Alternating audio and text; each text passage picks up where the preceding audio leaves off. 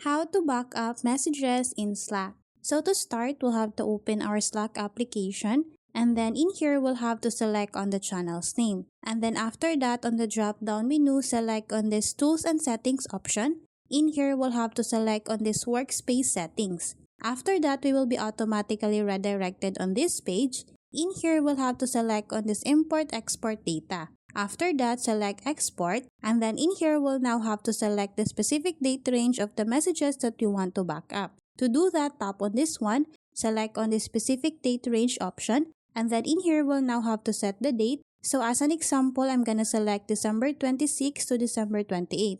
Once we're done, select on the Start Export option. And as you can see, if we scroll down, it will show me all the past exports that I have created on my account.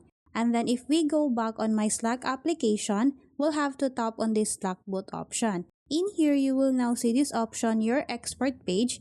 So in here, if we want to view our backup messages, all we need to do is to tap on this your export page. So that's how easy we can back up messages in Slack. Thanks for watching, and if you find this video helpful, please don't forget to subscribe, hit the like button, and then the notification bell so you won't miss any of our future videos. See you on the next one.